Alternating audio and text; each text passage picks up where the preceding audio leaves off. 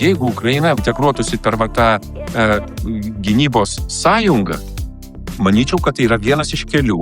Ir mes tiesiog be Amerikos savo ramiai ginsimės. Ar kaip? Ar su Amerika? Pax Americana taika, kur jinai buvo, nepaisant to, kad ar bus Trumpas, ar nebus, ar kažkas kitas pakeis, ji jau nebeegzistuoja, viskas. Ar vis dėlto federacinė armija? Tai būtų visai kitokio lygmens dalykas. O Europai trūksta šiuo metu, tai yra valios gintis, valios kariauti. Bendroje saugumo ir gynybos politikoje, kai kurioms aš tiesą sakant net pasikeitimus slapta informaciją ribočiau arba 3 kartus patikrinčiau. Kalbėkime apie Serbiją, pavyzdžiui. Liberalūs pokalbiai.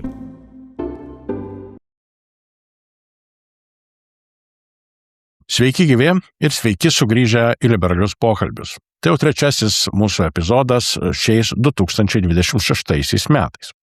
Taigi, jeigu dar nesate užsiprenumeravę mūsų kanalo, būtinai tai padarykite dabar. Taip nepraleisite nė vieno įdomaus pokalbio apie tai, kas vyksta pasaulyje ir Lietuvoje. Škart kalbėsime apie tarptautinę politiką ir vis aktualėjančią temą Europos kariuomenę. Ir kaip jau tampa tradicija, neišvengsime ir Trumpo temos, nes jis nuolat stebina mus savo pasisakymais ir netikėtais norais. Pastaruoju metu ypač daug diskusijų kilo dėl Grenlandijos. Europos valstybės aiškiai sutriko bandydamos suprasti, kas šiandien yra priešas, o kas draugas. Šiandien pas mus su profesoriumi Raimundu Lopata svečiuosi Tarptautinių santykių ir politikos mokslų instituto direktorė Margarita Šešelgytė ir Europos parlamento narys Petras Auštrevičius. Aš, Jonas Vitkauskas. Gal čia iš tiesų pradėkime šitą diskusiją šiandien nuo Raimundo. Aš ruošdamasis diskusijai knisau per visokias citatas ir radau tokią Raimundo citatą, kad NATO ir JAV garantijos yra Lietuvos saugumo pagrindas. Jokios iliuzijos, kad galime apsiginti patys. Tai kaip ten, Raimundai, vis dėlto yra? Galime kažką mes čia patys padaryti, ar jau ką dabar iš viso daryti, jeigu Amerika pasitraukia arba nebedraugiška tampa mums? Aš manau, kad šitas ryštys, jis aišku keistai skamba NATO ir JAV, ar ne, bet mūsų kalbamam kontekste gal ir ne taip keistai, bet aš manau, kad nereikėtų sudramatizuoti iki galo tą, ką čia šneka šiandien Trumpas, ką jis rytoj šnekės ar užvakar, nes procesai, kurie vyksta, pavyzdžiui, Jungtinėse Amerikos valstijose, kažkodėl mes ten mažai šnekam apie tai. Paskutinės žinios iš suvienytos Ukrainos posėdžių diskusijų kongrese. Iš ten plaukia žinios labai normalios, kad dėl Grenlandijos temperatūra bent jau Amerikoje su kongreso abiejais rūmais ir dėl galimo JAV aukščiausiojo teismo sprendimo rimsta, kad Trumpas ir toliau siekia padidinti karinį biudžetą beveik 3/3. O tai galbūt gali reikšti ir tai, kad nemaža dalis tų pinigų bus ir toliau skiriama ne tik tiems skaičiams amerikiečių karių, kurie Europoje, bet gal net ir padidės jų skaičius Europoje. Taip, kad aš manau, kad nereikėtų dramatizuoti, bet signalas Europai iš tikrųjų yra pakankamai rimtas, jisai jau taip sakant, procese tas signalas ir Europa reaguoja. Čia aš turiu visų pirma tas pastangas, kurios gali būti rezumuotos kaip pastangos į spartinimą proceso, kurį mes vadinam Europos kariuomenės kūrimu ir tą strateginę autonomiją NATO kontekste. Tai turbūt įdomu būtų išgirsti, kaip tai vertina mūsų kolegos ir Margarita ir Petras. Aš tik tai galėčiau dar pailiustruoti, kad visai neseniai Europos Sąjungoje buvo atlikta apklausa su klausimu, ar mums reikalinga Europos kariuomenė, ar ne? Ir štai gan įdomus skaičiai. Daugiausia paramos išreiškė Portugalai, 70%, toliau Rumunai su 69%, Lietuva su 68%, visai neblogai. Kitaip tariant, daugumas Europos Sąjungos valstybių tą pozityvų požiūrį Europos Sąjungai išsako 50+, išskyrus Airiją, kuri tarp 49-50 ir Suomija. Suomija tą daiktą remia 46%. palaikymu. Tai čia vienas iš momentų. Antras momentas, kuris galbūt galėtų kilti iš šitos pozityvios apskritai paėmus apklausos ES dėl Europos kariuomenės, ar tai nereikštų ir tam tikrą atspindį požiūryje į galimą Europos federalizavimą? Tai nežinau, kurioje vietoje perimti, čia daug minčių buvo pasakyta. Bet aš taip visą laiką linkusi pasižiūrėti taip daugiau iš to paukščio skrydžio ir matyti tai, kas vyksta tokiame platesnėme paveiksle. Tai vienas dalykas, aišku, nereikia pasiduoti emocijom ir kas dabar vyksta aplink Davosą, ko gero yra eilinis toks temperatūros kilimas tam, kad tame chaose gautų geresnį dylą Trumpas ar jo aplinka, ar ne vieną dylą, kelis dylus. Ir galbūt tai ir nesibaigs katastrofiškai, bet pasakius tai reikia pasakyti ir labai svarbų dalyką, kad tikrai pasaulio tvarka keičiasi ir mes galime nenorėti to matyti, bet nuo to mūsų noro ar nenoro nepriklausys, kaip viskas vyks realybėj. O kaip jinai keičiasi, tai JAV galios silpnėja, auga kiti regionai, Azijos regionas ypatingai, atsiranda naujos galios dimensijos, kaip technologinė galia, kuri yra labai svarbi ir jinai susijusi su energetinių išteklių galia.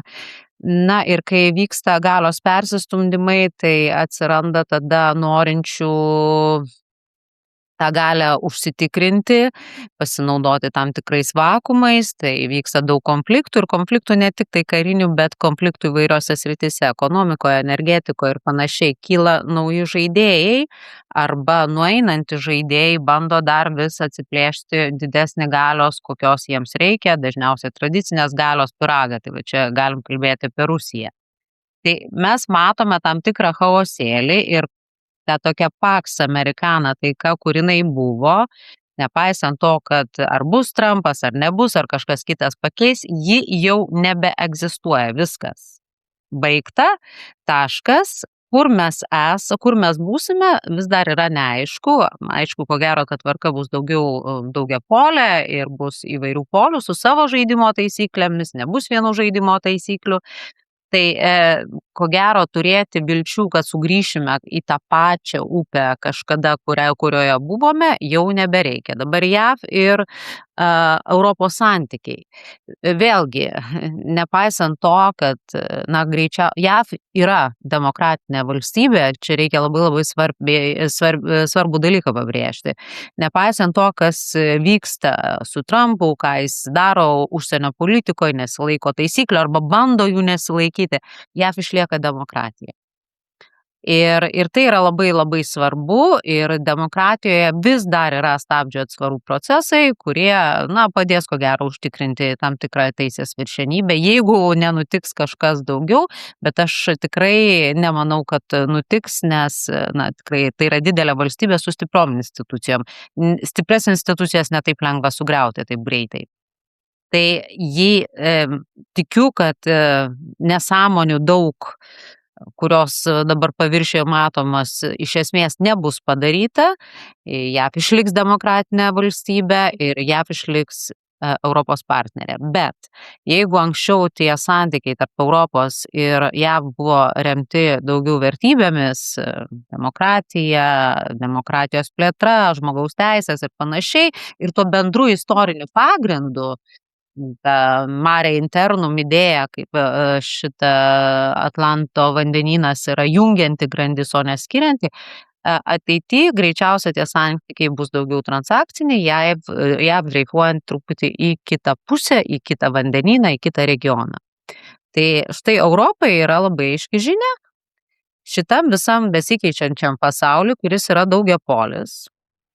Jeigu jinai nori būti polio dalimi, su savo žaidinėm taisyklėm, o ne tai, kad jai diktuotų kažkas žaidimo taisyklės, ji turi būti vieninga ir turėti tiek ekonomiką stiprią, tiek švelnąją galią, bet niekada nebūsi pasaulio lyderis, jeigu neturėsi kietosios galios, tai yra karinių pajėgų, karinės galios. Ir čia labai kyla rimta dilema Europai. 50 metais Europos gynybos idėja buvo nužudyta, todėl kad šalis išsigando viena kitos ir amerikiečiai pasiūlė NATO su savo buvimu, europiečiai atsipalaidavo ir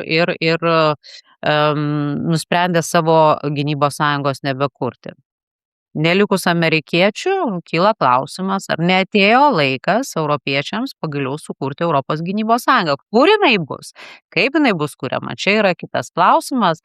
Greičiausia, neapsimoku kurti naujų struktūrų, greičiausiai jinai gali būti kuriama NATO struktūrose, bet kokiu atveju pagrindinė problema yra dabar jau net ne gyventojų pasitikėjimas ar parama, ką čia profesorius Lopata ir sakė, kad yra tikrai parama nemaža.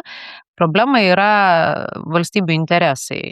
Valstybės nelinkusios nusileisti dėl gynybos ir visą laiką savo oda yra arčiau ir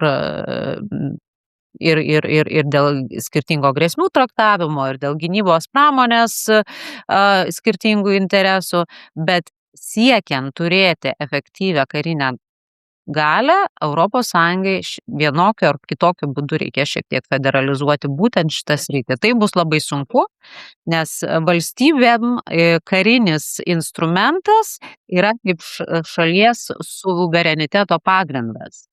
Dabar atiduoti tą gabalą suvereniteto, tai pusiau suvereni daraisi. Bet man atrodo, kad daug bus naujoj tvarkoj, besiformuojant naujai tvarkai pokyčių, kuriuos reikės padaryti ir tiesiog nebus kitų pasirinkimų. Atsiprašau, aš dar norėjau paklausti, tarkim, čia ar nepriklausys viskas nuo NATO ateities, nes jeigu NATO, išlieka kaip išlieka ir jis išlieka stiprus ir toks veikiantis, tai tada turbūt gal ir nėra tokios didelės prasmės, bet juk gali NATO iš vis dabar tokia yra baimė, kad jau ir nebeveikia tas alijansas. Jisai, kaip ten bebūtų, aš manau, kad išliks, kalba dėl formos yra. Bet kokiu atveju NATO Europos bus daugiau, o Jungtinių Amerikos valstijų bus mažiau. Tai, man atrodo, čia visiems šiandieną yra aišku. Ne, tai čia iš tikrųjų tas principinis klausimas. Aišku, lengva paklausti, kaip jūs įsivaizduojate, ar ne, bet turbūt ir realybėje tas klausimas kyla debatuose Europos viduje, tai vis dėlto ta kariuomenė, sakykime šiuo atveju, kariuomenė įsivaizduojama kaip funkcinė integracija, ar ne? Kaip ir Margarita sakė, NATO, taip sakant, struktūrose, funkcinė integracija per įvairius dalykus, mobilumas, operatyvumas, panašios ginkluotės standartai ir taip toliau, ar vis dėlto federacinė armija. Tai būtų visai kitokio lygmens dalykas. Ir tas turbūt federacinės armijos klausimas paspartėtų, jeigu iš tikrųjų NATO pradėtų stipriai aižėti. Čia būtų turbūt Petrui, kaip iš Briuselio šitie dalykai matom. Gerai, sveiki. Tai žiūrėkit, jeigu tai pasižiūrėti, ką mes turime 26 metų pradžioje, tai pirmas dalykas. Europiečiai susiduria su akivaizdžiais saugumo iššūkiais ir tai yra, kaip žinia, Rusijos agresija prieš Ukrainą, hybridinis ir visoks kitoks karas su savo pasiekmėm prieš ES valstybės, anksčiau nematyti dalykai ir kol kas nesimato jokių tendencijų, kad šio sukurto saugumo situacijos rizikos mažėtų. Europiečiai neturi visų atsakymų arba sprendimų šio klausimu. Labai greit ieško, deda daug pastangų. Kaip žinia, priimti visi sprendimai pastaraisiais metais, nes reikia pasakyti, kad po 24 metų rinkimų į Europos parlamentą naujos ES institucijos iš esmės pakeitė požiūrį į saugumą ir gynybą. Nuo atsargaus, tokio prisitaikančio, iš esmės imtasi formuojančio Europos saugumo ir gynybos politiką, netgi esant tam tikriems teisiniams neaiškumams, nes atvirai tariant, ES sutarties, tos pagrindinės sutarties nieks nepakeitė, o tenai kaip žinia, nėra jau taip aiškiai pasakyta apie kad ir ES tos tikslus ir panašiai, ten daugiau dar tebėra tos ekonominės integracijos ir sąjungos tikslai deklaruojami ir panašiai. Tad nepaisant visų šitų, tarkime, politinių teisinių tradicijų, akivaizdus ES polinkis investuoti ir elgtis taip, kad Europa turi prisimti daugiau atsakomybės. Tuo tarpu, jeigu pasižiūrėti į platesnį NATO kontekstą, kurio iš tiesų dabar pagrindų remiasi ir Europos saugumas, pripažįstant, kad ES valstybės neturi pakankamai galios ir pasirengimo šitoj srityje, santykiai su JOTV yra kritiškai pasikeitę. Ir matyt, kaip bekalbėtumėm, bet diskusija apie vienos salos likimą, Grenlandiją, akivaizdžiai parodė europiečiams, kad politinis pasitikėjimas dabartinė JOTV administracija yra iš esmės pakirstas. Ir pakirstas praktiškai dėl Trumpo pasisakymų, aš sakyčiau, tokių kandžių, kartais netgi specialiai provokuojančių tolimesnę diskusiją, neaiškumą ir panašiai, neieškant susitarimo, bet tikrai skeliant arba atitolinant partnerius. Kitaip tariant, tas partnerių pasitikėjimas, kuris buvo anksčiau, aš drįsčiau konstatuoti, kad jis neegzistuoja. Reikia pasiklausyti, kaip diskutuojame Europos parlamente ir ką politinės grupės aptarinėja. Aš to tokio vaizdo esu nematęs. Ir tai nėra... Čia nėra tas, kad politika visa susiveda perlaukti, kol Trumpo kadencija baigsis. Pakentėkim porą metų ir jau paskui. Jonai, jeigu tai būtų vien tik tai kalbos, bet tos kalbos gena įvykius. Ir mes tikėjom, kad Trumpas pirmoji kadencijoje, sakykime taip, taip nejaukiai ir galbūt atsitiktinai užsiminė apie tą Grenlandiją ir panašiai. Ir manėm, kad tie dalykai, tiesiog yra diskusijos, kabinetinės diskusijos, bet pasirodė, ne. Tikėtis, kad jos pasibaigs vien tik tai kalbom, nežinau. Kol kas įtampa yra tik tai auganti, atvirai tariant, tas nepasitikėjimo laukas plečiasi ypatingai greitai ir manyti, kad viskas taip nusės ir atsiras vėl tą gero sutarimo ir panašiai atmosfera, aš nesitikiu. Kas yra įvykę pastaruoju metu, žiūrėkit, mums reikia pripažinti, kad galbūt tas Trumpo bakstelėjimas, kad imkitės daugiau atsakomybės gynybos srityje, duoda rezultatų. Žiūrėkit, prieš 3-4 metus JOTV indėlis į NATO gynybinį biudžetą buvo 75 prieš 25. Iš tikrųjų, neproporcingas ir skandalingas, ir reikia tą pripažinti ir panašiai, ar ne? Dabar mes jau matome 64-36, ar ne? Aš manau, kad žvelgiant į šitą, taip iš laiko perspektyvos, mes artėjame link 50. Manau, kad europiečių investicijos vis tiek augs ir taip toliau, nes galų gale tos gynybinės investicijos jos duoda ir ekonominės prasmės ir rezultatų. Tai aš matau, kad čia vyksta galbūt ir pozityvus dalykas, bet kalbėti apie, sakykime taip, europinį plus, nes prie to europinio į NATO dėmens aš priskirčiau galbūt netgi Kanadą, jo stiprėjimas ir galbūt tam tikras autonomizacija, ar ne, gerąja to žodžio prasme, nepanaikinant organizacijos ir neužkertant kelio transatlantiniam bendradarbiavimui, kas būtų klaida, žinoma. Tai manau, kad plėsis ir kur mes nueisime šitoj srity, manau, 50-ieji tikrai yra gera pamoka.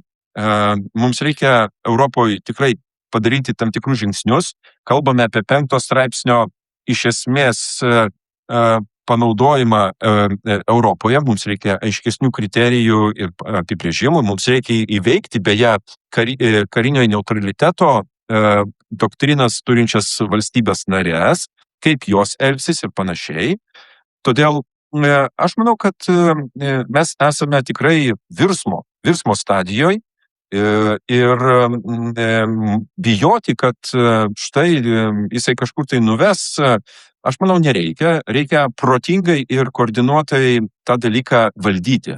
Nes kad pokyčiai ateina, nežinau, kas bus po Trumpo, bus dar trečiasis Trumpas, ar bus ne Trumpas, nesvarbu, bet klausykit, tam tikra mintis, idėja yra pasėta, o mes žinome, kad kartais tos politinės idėjos, jos turi tam tikrą, autonomiją gyventi, jos nemiršta ir nežūsta, nepražūsta pasikeitus vien tik tai lyderiui. Nepamirškime, Respublikonų partija yra kitokia nei buvo, ar ne? Ir pakeisti vėl grįžti prie to, nemanau. Aš manau, kad bus kitaip, o tam kitaip, tai rytojui mums ir reikia atsakingai ruoštis. Petras minėjo tam tikrus skaičius, gal Margarita galėtų atsakyti, tai sakykim, jeigu finansavimas NATO pradeda kisti, ar ne, Europos indėlio didėjimo linkme, o kaip yra su kariniais pajėgumais? Dabar aiškinama, kad Europos kariniai pajėgumai sudaro 20% Jungtinių Amerikos valstijų pajėgumų. Ar čia šitas čia yra teisybė, ar vis dėlto ta proporcija yra kitokia ir galbūt nekintanti? Žiūrėkit, dar yra pajėgumai pajėgumams nelygus, jie susideda iš įvairiausių elementų ir tam, kad užtikrintum savo gynybą, tu turi turėti įvairius oras, žemė, jūra elementus plus branduolinį atgrasimą. Dabar yra taip skaičiuojama, ne procentais nuo BVP, bet skaičiuojama, ką mes norime daryti. Ir tada tų scenarijų yra įvairiausių, ar mes čia jau pasiruošę ar nepasiruošę. Tai visą laiką reikia turėti omeny, kad JAV turi pajėgumus tam, kad užtikrintų global posture, tą globalų dalyvavimą įvairiuose taškuose pasaulio, gebėjimą įsivelti į porą bent jau didelio masto konfliktų. Ir ko Europai reikia? Europai reikia apsiginti nuo, ko gero svarbiausia, Rusijos ateityje gali tų grėsmių ir būti daugiau. Tai tada truputį tos pajėgumus irgi reikia vertinti iš tos perspektyvos, ką mums jų reikia. Tai dabar ko mes neturime? Neturime strateginio perkelimo pajėgumų, problemos yra su komunikacija, esminė problema yra su žvalgyba, tada yra branduolinis atgrasimas. Tai va šitie pajėgumai, aš nežinau, 20-30 čia ne tas yra svarbus dalykas, bet mes neturime esminių pajėgumų, kurie pradėtų mums apsiginti. Tai dabar jeigu Europa nori žygiuoti į priekį, tai jinai per kelis metus greitai turi tuos pajėgumus vienaip ar kitaip susigeneruoti. Labai atsiprašau, čia įdomus tas geras išskaidimas tų pajėgumų, o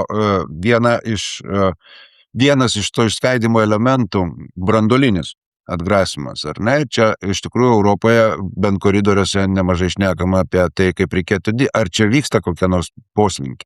Pavyzdžiui, neslėpsime, Lenkai turi ambiciją tą vystyti ir panašiai.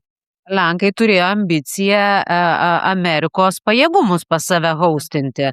Tai ar čia europiniai tada pajėgumai, tai aš nežinau.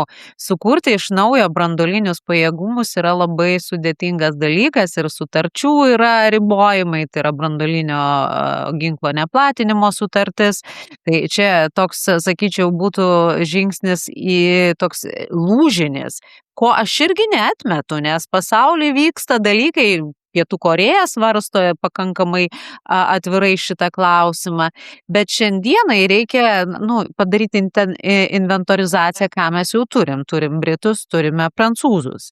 Ir nors sako, kad štai jeigu palyginti tas didžiasias šalis, ypač Rusija ir JAV, kiek jie turi pajėgumų, tai čia mizeris yra, bet patys prancūzai, jie jau siūlė tokią idėją Europai tą extended, tai yra išplėstinį tą skėtį savo branduolinį panaudoti, nes dabar jisai daugiau taip labai yra, sakyčiau, miglotai aprašytas, kam gali panaudoti tas branduolinis ginklas prancūzų būti. Tai prancūzų iš esmės interesų kūrimui, bet jie sako, kad Europos interesai yra mūsų interesai. Tai ką dabar prancūzai sako, kad nepaisant to, kad to ginklo yra daug mažiau negu jo turi tokios valstybės kaip JAV ir Rusija, gerai išdėliotas, jie turi galimybės smogti priešininkui ir tarkim, jeigu tai būtų Rusija, praktiškai 40% Rusijos nušluoti nuo žemės. Tai ar tai yra pakankamas atgrasimas ar nepakankamas atgrasimas? Tai man atrodo, ta inventorizacija turi būti atlikta ir čia irgi ES yra labai didelis vaidmuo. Yra komisaras dabar, yra parlamentas labiau įsitraukęs, yra gynybos agentūra, kuri turi specialistus galinčius tą daryti. Tai žiūrėsim, kaip čia judės reikalai, bet kuo daugiau Trumpas daro nesąmonių, kuo daugiau europiečiai bijo būti palikti likimo valiai, tuo didesnis galimybių langas atsidaro, peržiūrėti Europos saugumą ir suinventorizuoti ir judėti pirmin. Čia inventorizacija ir naujų pajėgumų kūrimas. Satelitinis ryšys, ne? Europa irgi juda mažai žingsniais, bet galimybės turėti kažką panašaus į Starlinką, ko labai reikia, irgi galima tą užtikrinti su europiniais pinigais, visiems susimetus pinigus, visiems susimetus specialistus.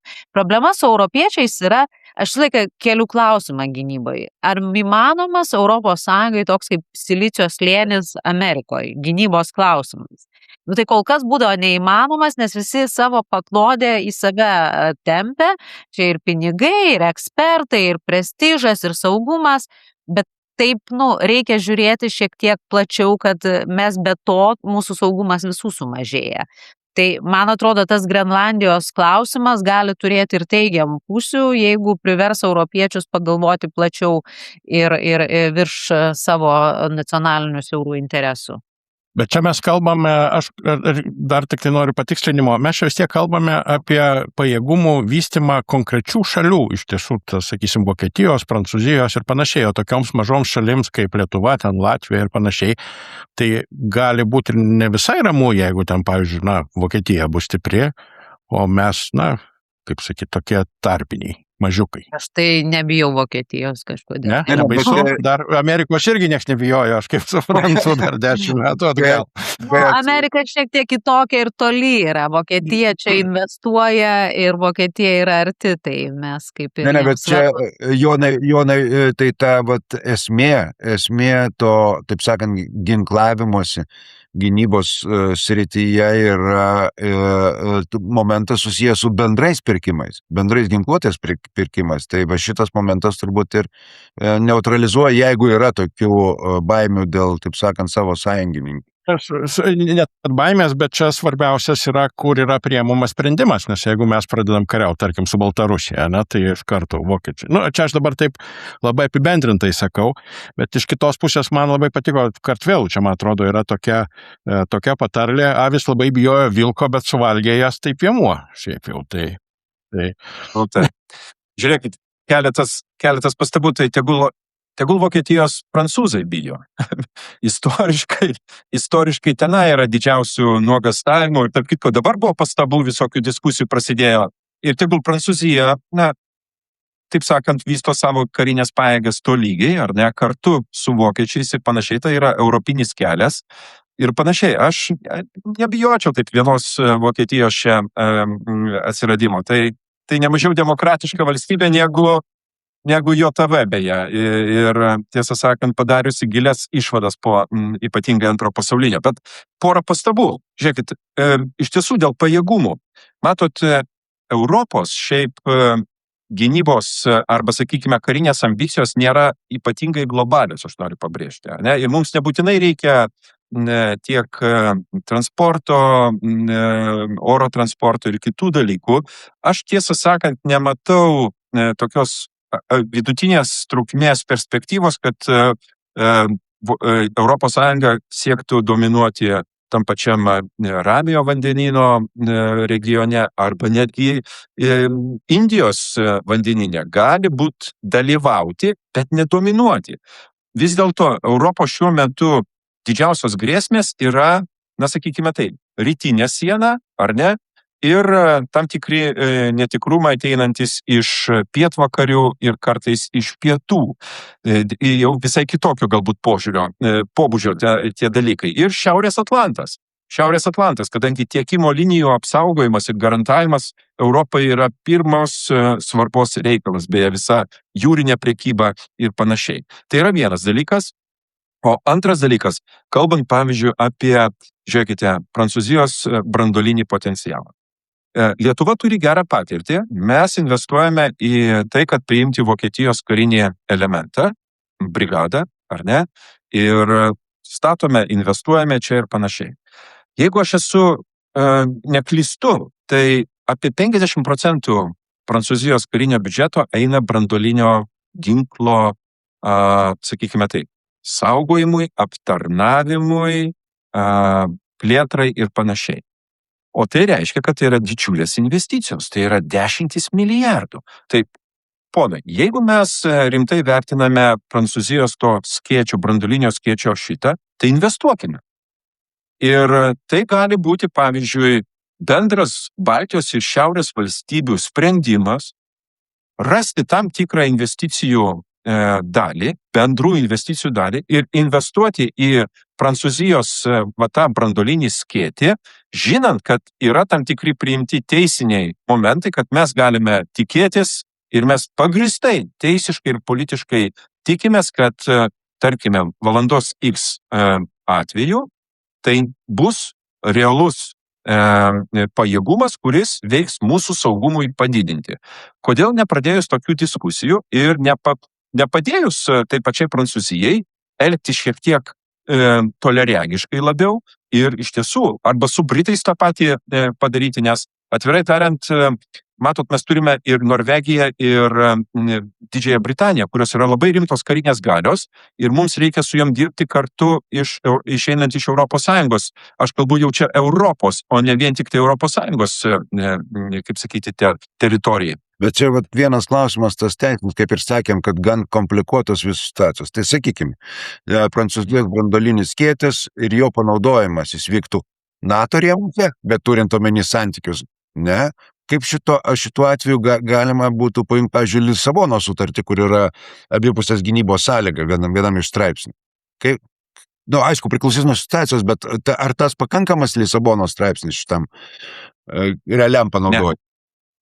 Ne, matyt, reikia pripažinti, kad nepakankamas, tai yra daugiau tokio vidaus saugumo, vidaus reikalų saugumo, ten yra mažiau gynybinė dimensija, tai apie tai ir kalbama. Tarp kitko, parlamentas labai aiškiai pasisakė, mums reikia eiti link to vadinamojo dabartinio NATO 5 straipsnio europeizavimo, turėti viduje tokias sąlygas, tokius susitarimus, kurie leistų visoms valstybėms narėms tikėtis to tikrai abipusės dvišalės ir kokios kitokios daugiašalės paramos, kad tikrai atsirastų daugiau to užtikrintumo.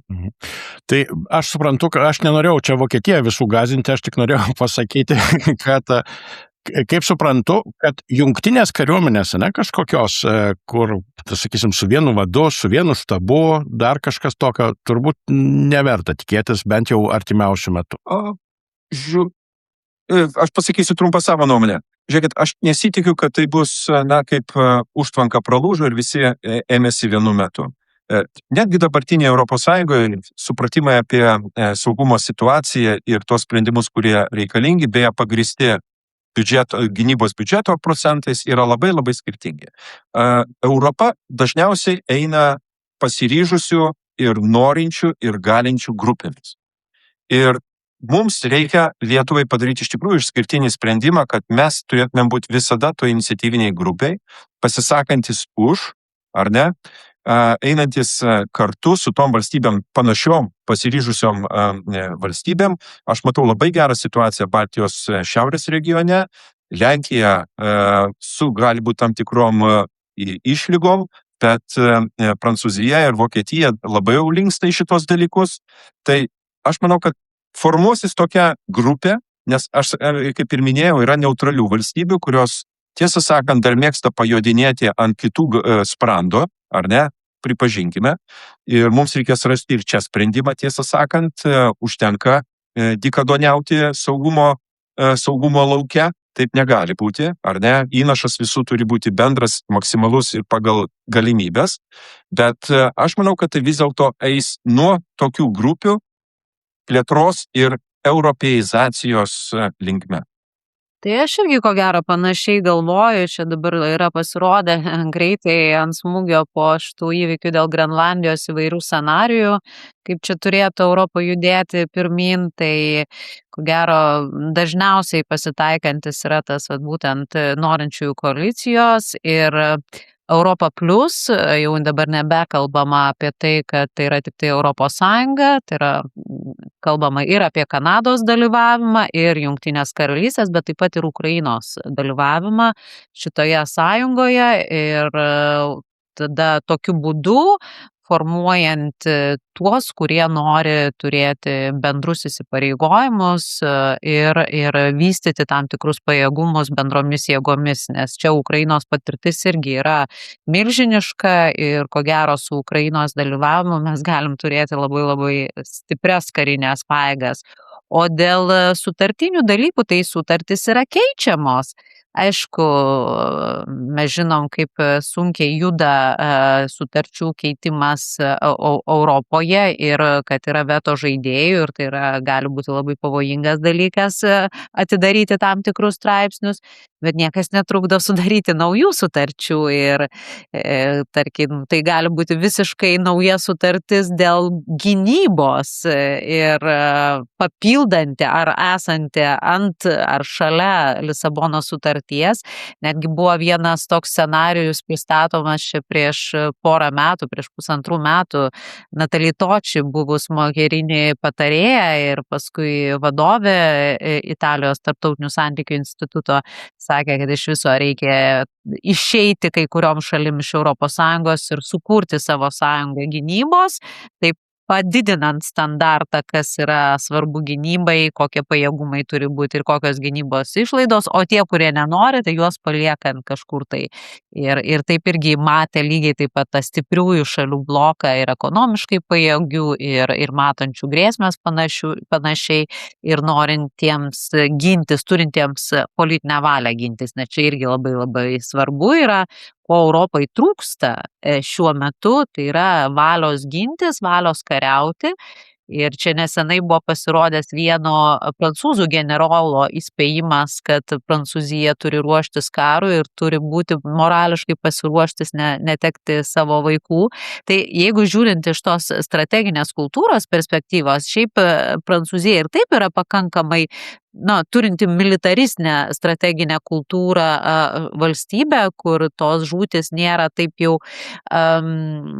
vertinamos jautriai, kaip pavyzdžiui būtų kokioje Vokietijoje, bet kai kalbama apie tokį visuotinį įsitraukimą visų gyventojų, tai jau tada pradeda kilti klausimų, tai tą generolą sumaišė su purvais, ten buvo daug diskusijų ir sakė, kad jūs šiandien gąsdinate visuomenę ir panašiai, bet ką aš noriu pasakyti, kad tos diskusijos prasideda ir kai kuriuose šalise jos labai yra reikalingos, ypač judant piečiau ir toliau nuo Rusijos sienos. Ta Ukraina ir jos, nieks nebejojo jos kariuomenės pajėgumu, bent dabar suprantama, kaip ateis taika ir išspręsim tos klausimus su rusais, tas kariuomenės dydis sumažės, bet tas kovingumas, patirtis taip toliau nekelia abejonių.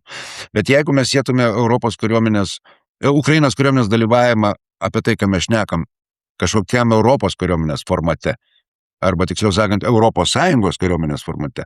Tai dabar gal čia Petras galėtų pasakyti, tai, bet kokiu atveju tai būtų siejama su Ukrainos stojimu į Europos Sąjungą. Ir siejamas Ukrainos stojimu į Europos Sąjungą. Ir dabar atsirado dar kažkokių naujų formulių. Kas ten vyksta su tos Europos Sąjungos pakopomis, norint tapti sąjungos nariu? Jo, bet čia tarp kitko yra gera žinia, apskritai kalbant. Pamirškime apie, tiesą sakant, ES plėtrą, kokia jinai buvo prieš 20 metų. Tie formatai, tos procedūros ir apskritai politinė fantazija, kuri buvo 2000 metų pradžioje su dabartinė, žinokit, yra nepalyginama. Aš manau, kad artimiausia plėtra, kurią mes galime matyti, bus visai kitokia, ką reiškia, kad bus, matyt, taikomas daugiau tokio sektorinio, palaipsnio stojimo integracijos požiūrio, o tai reiškia, kad pavyzdžiui, naujos valstybės narės gali įstoti greičiau į vidaus rinką, į tam tikras kitas sektorinės politikas, tame tarpe gynybos sąjunga, jeigu tokia pradės formuotis ir panašiai. Beje, klausykit, atkreipkim dėmesį, kad štai ir praeitų metų lapkričio mėnesio Europos komisijos strategijoje plėtros, kuri buvo pranešimas, ten parašyta, kad labai aiškiai, kad Europos vykdymas tų nuostatų ir tikslų bendroji saugumo, užsienio ir gynybos politikoje yra vienas iš kriterijų. Labai svarbus kriterijus, pavyzdžiui, prisilaikymas sankcijų politikos ar ne. Aš manau, kad mums reikėtų tą dalyką, nes kai kurios, tarp kitko, kandidatės turi labai abejotiną įrašą bendroje saugumo ir gynybos politikoje. Kai kurioms aš, tiesą sakant, net pasikeitimus slapta informaciją ribočiau arba 3 kartus patikrinčiau. Kalbėkime apie Serbiją, pavyzdžiui, ar ne? Kur yra kiaura ir tam tikri dalykai pokiliminiai mums yra labai nerima keliantis. Bet jeigu Ukraina, pavyzdžiui, o aš manau, kad jinai tikrai yra, sakykime taip jau, aukso atsargos, jeigu jau taip kalbėti šitoj srityje, niekas neturi tokios patirties, niekas neturi tokios politinės valios ir kitų dalykų. Jeigu Ukraina stotų į tokią arba integruotųsi per tą gynybos sąjungą, manyčiau, kad tai yra vienas iš kelių, kuris gali būti labai palankus ir Ukrainai, ir mums, nes kiekvienas žingsnis link integracijos vis tiek artintų prie pilna vertės ir galutinės narystės. Tai matyt, tokį požiūrį į tokį požiūrį mums reikėtų kreipti dėmesio ir aš asmeniškai jam pritariu, nes, matot, mums reikia vis tiek nenumarinti tos plėtros, kuri šiuo metu aš nepasakyčiau, kad turi labai didelę politinę paramą Europos Sąjungoje. Jūs pažiūrėkit, mes tik prakalbam apie kažkokius tai prekybos susitarimus iš karto, atleiskite, pavyzdžiui, Lenkijos poziciją, ar ne, dėl laisvos prekybos. Pažiūrėkite, kiek jie turi nuogąstavimų ir prieštaravimų. Žemės ūkio politika. Kol kas nepaliestas apskritai aruodas ir taip toliau. Tai matyt toks palaipsnis, toks stadijomis į tam tikras sektorinės politikas einant pirmiausia ir būtų tas atsakymas, kur gynyba yra mums super aktualus ir Ukrainos dalyvavimas būtų labai sveikintinas. O kaip čia tada atrodytų, atsiprašau, Europoje tie sprendimai, kad, sakysim, yra 27 ar 28 ar 30 galiausiai tų narių ir, gynybos klausimų susitarė 22, žemės ūkio klausimų susitarė 25, ten kažkokių kitokių, švietimo klausimų susitarė 17 ar dar taip kažkaip tada tas vystytųsi. Jonai, bet žiūrėkit, Eurozonai 21 iš 27, Šengene kol kas dar ne visi, turi kai kurie išimčių ir panašiai. Yra tam tikrų pagrindų, kur, reiškia, galima galvoti apie tą dalyką. Bet, žinoma, žodis, jeigu tai yra bendra Europos Sąjungos saugumo gynybos politika, preziumuoja, kad tai turi būti bendra. Bet toje bendroje gali būti dar bendresni. Kitaip sakant, labiau nusiteikę integruotis, federalizuotis ir panašiai. Ir tai, tiesą sakant, pagal ES sutartis neprieštarauja sutarčių dvasiai. Tokia iniciatyva, be jos, tiesą sakant, tolimesnės ES integracijos nebus, jeigu nebus tokių iniciatyvų. Aš nematau čia didelio prieštaravimo ir ypač gynybos. Čia klausimas būtų, o tai kada, sakykime, eina sektorinės integracijos, o tai kada galima pripažinti, štai Ukraina, jūs esat ES nari. O čia yra neatsakytas klausimas. Ir tiesą sakant, neatsakytas klausimas dėl balsavimo teisių, kada jie įgaus pilnas balsavimo teises. Todėl, žinote, antrarūšė narystė, kitaip sakant, skirtingų kategorijų narystė, man kaip liberalui nepatinka, ta prasme, jinai gali užsitęsti taip, pasižiūrėkite, pastaruosius Rumunijos, Bulgarijos pavyzdžius, pažiūrėkite, kada jie tik tai įstoja ir leidžia jiems atidaryti tas dureles. Bet kartais gyvenimas reikalauja greitų sprendimų, todėl aš manyčiau, kad praktiškai tai būtų naudinga, kuo greičiau, o galbūt tuo laiku mes rasime sprendimus. Na tai nežinau, tai dabar reiktų mums turbūt apibendrinimą kažkokį padaryti, man kažkaip aiškiau. Aiškiau nepasidarė.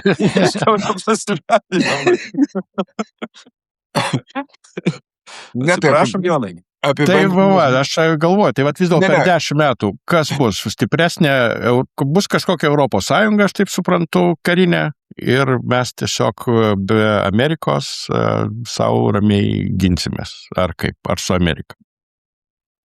Aš manau, bus kitokia Europos Sąjunga, bus kitokia ir Amerika, tiesą sakant, jeigu jau taip žiūrėti hegeliškai į šitą dalyką, bet aš manau, kad mes neturime, suprantat, komforto būti zonoje ir laukti, kol kažkas viskas pasikeis ir mums pasakys, ką reikia daryti. Mes turime pradėti daryti patys.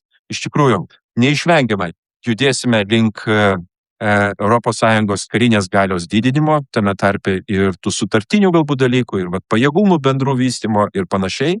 Tai yra normalus dalykas.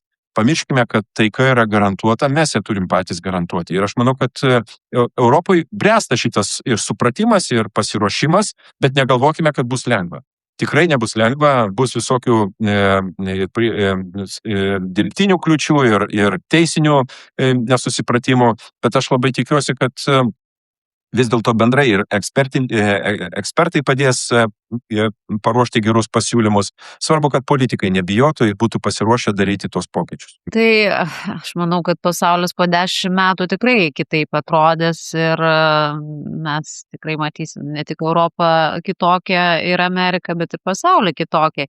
Ir kuo daugiau pasaulio vyks judėjimo, nes, šiandien mes matom Rusiją, kur yra mirštanti valstybė. Čia mes, turim dabar kažkokį laiko tarpą susitvarkyti su ją. Bet atsiras kitų galios centrų, kurie irgi kels mums galbūt galvos skausmą ir sakyčiau, galbūt jau čia bus ne tokia tradicinė karinė galia ar ne 20-ojo amžiaus galia, bet atsiras dirbtinis intelektas, atsiras kova dėl technologijų, kur Europa irgi turi ruoštis. Mes turim gerą startą, individuo apsauga ir ką mes daliname su kuo duomenimis, ką ne. Tai čia irgi žingsnis į priekį, kuris Europoje yra labai svarbus. Ir visuomenės kitaip atrodys. Tai sakė, 2-3 metų bėgyje dirbtinis intelektas padarys tokį poveikį, kad mūsų balansas laisvalaikio ir darbo žymiai pasikeis. Ir Europa yra ta vieta, kur čia yra tikrai turtingi žmonės. Tai ko gero ir visuomenėse matysime tam tikrus pokyčius, bet kas labai svarbu, kad Europa pamatytų ir man atrodo, ji pamatė ir kitaip nebeišeis, kad kurti gražią visuomenę, taikos visuomenę, amžinąją taiką Kanto, vis dėlto įmanoma tik tai turint stiprų kumštį. Jo, tai čia viskas teisingai buvo pastebėta, bet ką galim konstatuoti tikrai ir ką, pavyzdžiui, ir mes apie ką kalbėjom ir ką šiomis dienomis Kanados premjeras, čia jo kalba labai čia sklinda per socialinius tinklus, nepaisant to, kad jis faktiškai pakartojo tą, ką gruodžio mėnesį šnekėjo Suomijos prezidentas Stubbas, ne? Beje, siūlyčiau nusipirkti jo knygutę apie tarptautinių santykių ateitį. Kai kurie prezidentai pasaulyje, taip sakant, ne tik šneka, komentuoja, bet ir komentuoja ir šneka, atsiremdami tam tikras paradigmas, kuo skiriasi nuo mūsų turimo. Tai bet kokiu atveju konstatuoju, viskas, ta tarptautinė tvarka, kurią turėjom, žlugo. Ne. Kas bus? Ačiū, gerą žinią. Yra įvairių modeliacijų. Margarita išdėliojo irgi, kaip jie atrodo, kaip čia suksis, bet šiandien turim, ką turim ir ilgalaikiai numatymai yra ir konkretus sprendimai, sakykime, ir gynybos stiprinimo prasme ir taip toliau, bet kaip viskas tas realiai suksis, tai tikrai priklauso nuo daugelio aplinkybių, kurias mes patys šiandien kiekvieną dieną susidarėme, ar tai būtų Amerikos pozicija, ar tai būtų tas nelemtas karas rusų prieš Ukrainą, taip kad ar kas nors užtikrintai gali pasakyti, kas bus po 10 metų. Nu tai nežinau, kągi, pagyvensim, pamatysim turbūt. Ačiū Jums labai už dalyvavimą, ačiū už Ačiū, Jonai. prognozes. Ir Ačiū. ką, žiūrėkite Buvo mus malonu. ketvirtadieniais. Iki. Aš labai atsiprašysiu subaigti, netrukus bėgti jau. Gerai, tai turbūt ką ir baigiam tada, ne? Viskas. Ačiū labai, Mykolai, Ačiū Jums tikrai labai. už... Liberalūs pokalbiai.